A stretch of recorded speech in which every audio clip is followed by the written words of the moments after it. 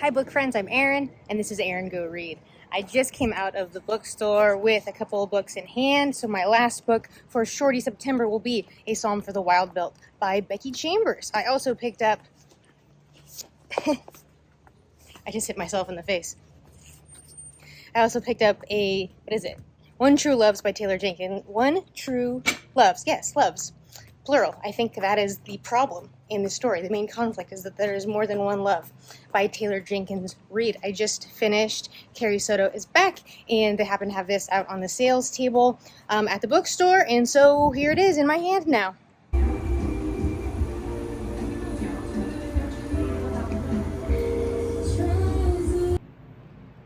Okay, you know that line where it's like, like let go of breath they didn't know they were holding?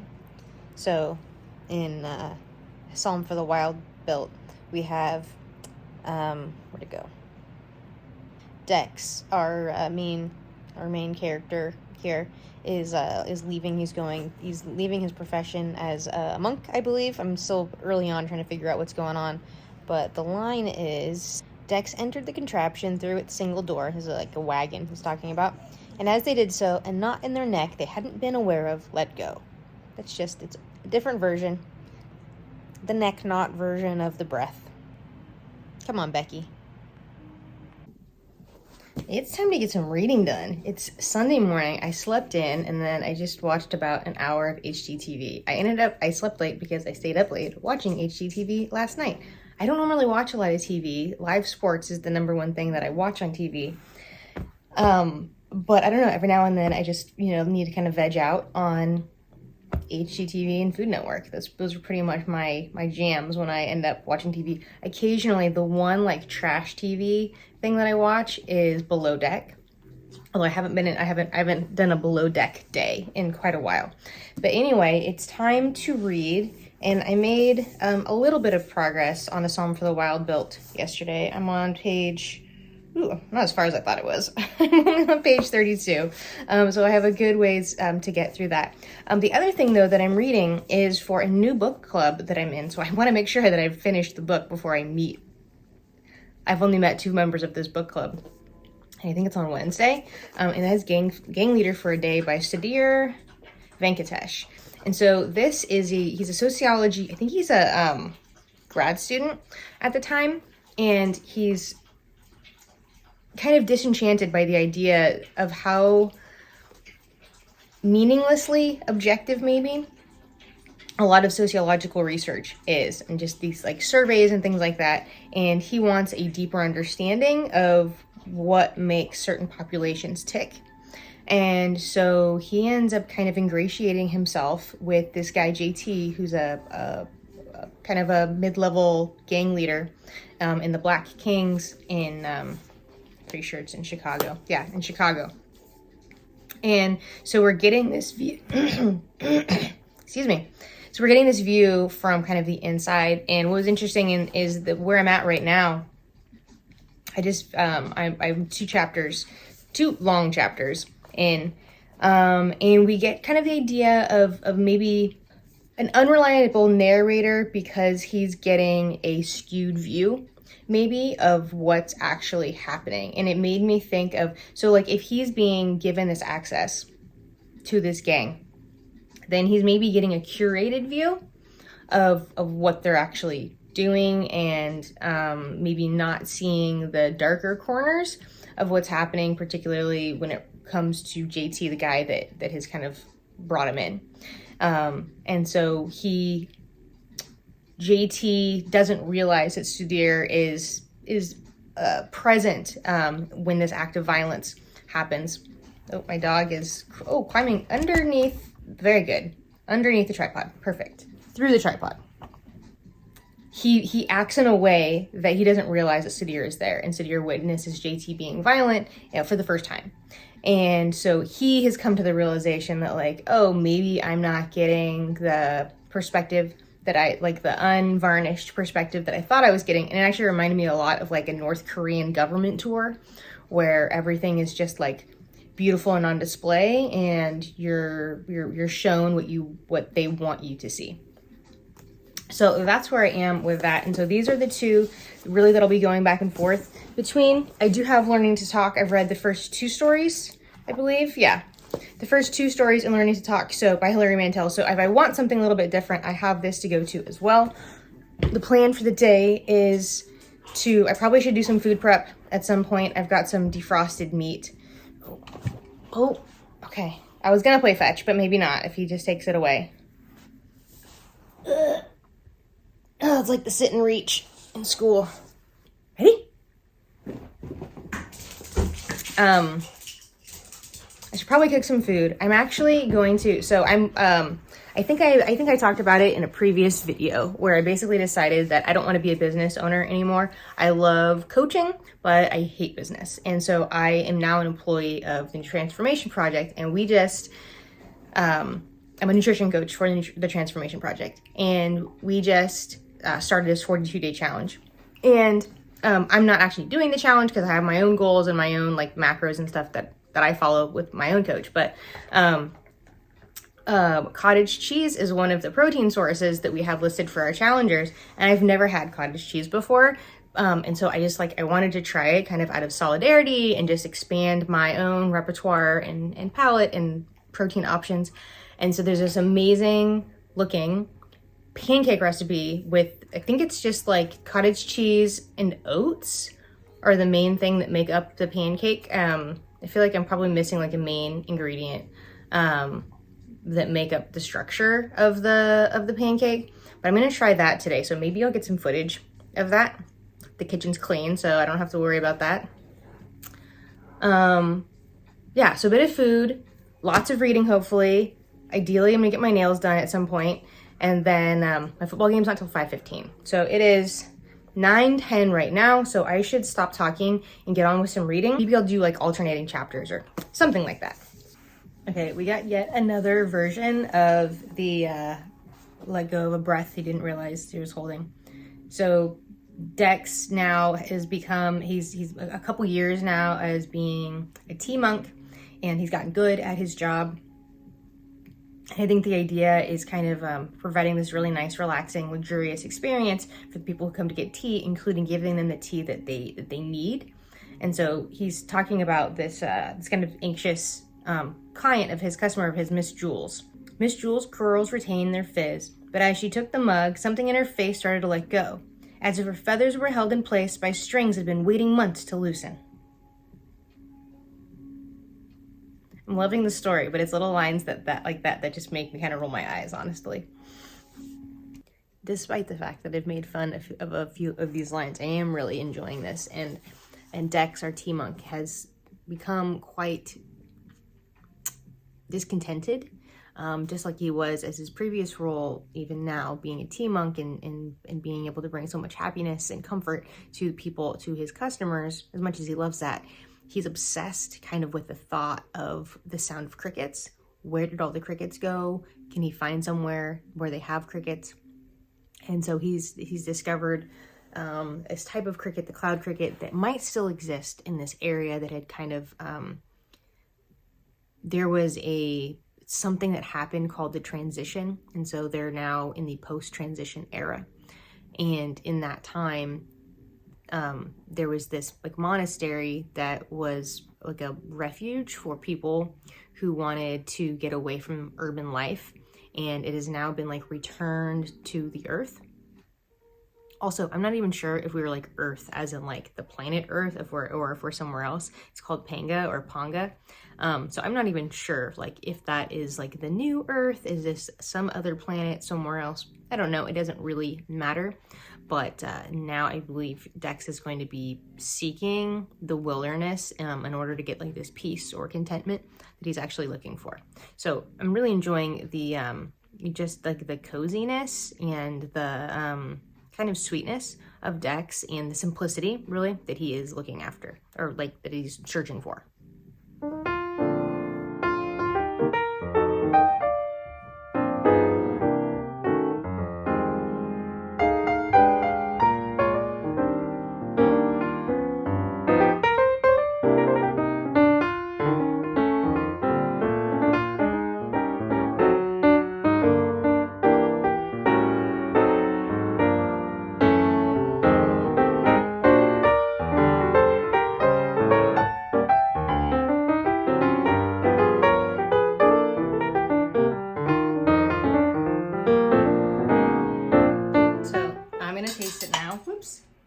took one bite. I took my first bite on a Facebook Live in our Transformation Secrets group, the group where we're having the challenge.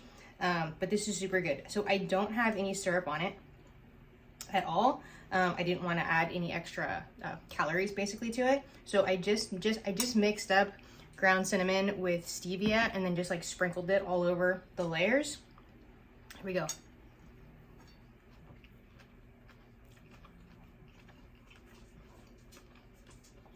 Oh, it's super good. First of all, this is my first time having cottage cheese.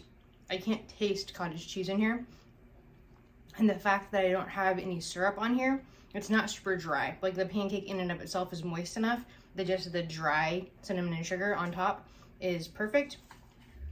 This is super good. So what it was, I'll just read you that recipe real quick because it's really easy.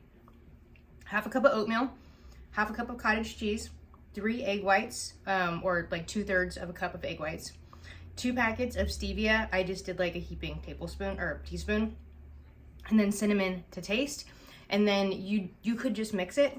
I had like old-fashioned oats, so the big oats, not the quick oats, and so I used some zhuzh in the blender, because I thought the mouthfeel would be better not to have like the chunks of the old-fashioned oats, and then just cooked it. It was super good. Highly recommend. The robot has just entered the story in the most delightfully comical way. I think the story is, as much as I've been enjoying it before, it's just been a little slow, slow little character study, right? And now I'm in the middle of kind of a madcap scene here. So, the plot may be picking up here.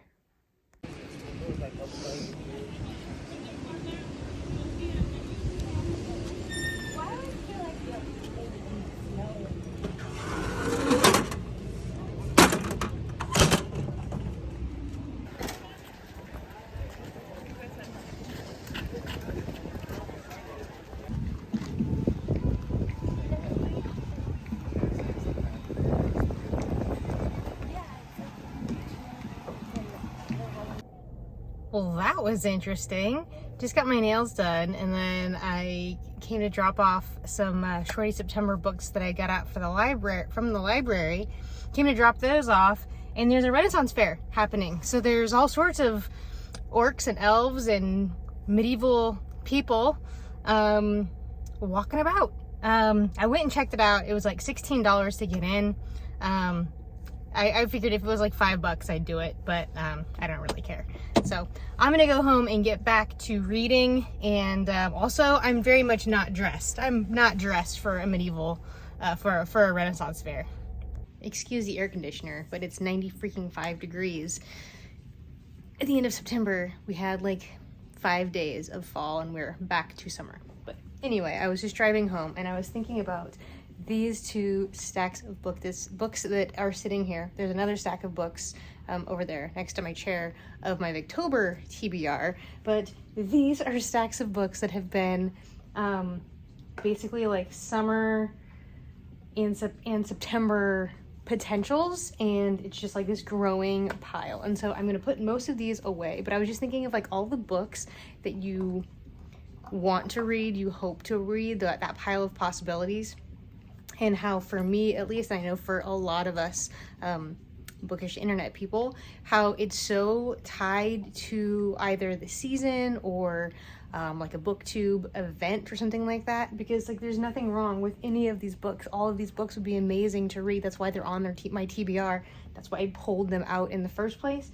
Yet I didn't get to them, right? And I'm about to reshelve a bunch of these and just kind of, shuffle my pile of possibilities for the fall. So I know that a handful of these are gonna say, dang it, that's a library book.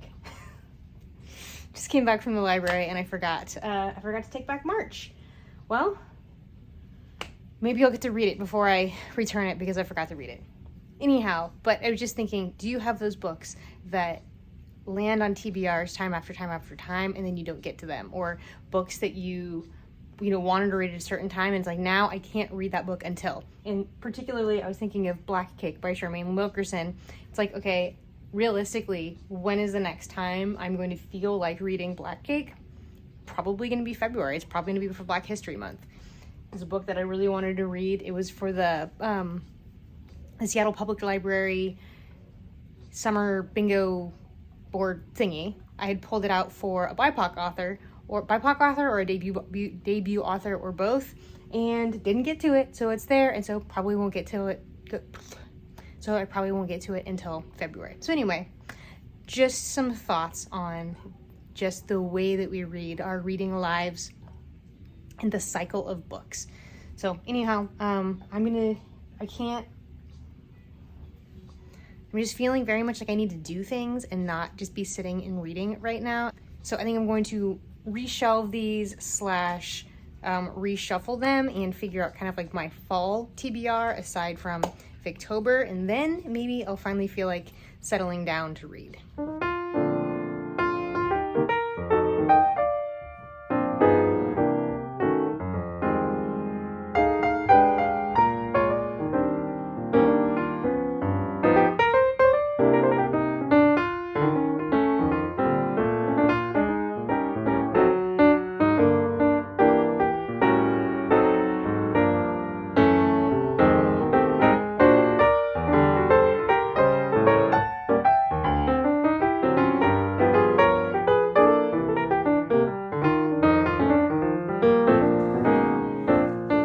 For dinner, I made a pork loin, broccoli, and then I mixed, excuse me, sir, rice with cauliflower lime,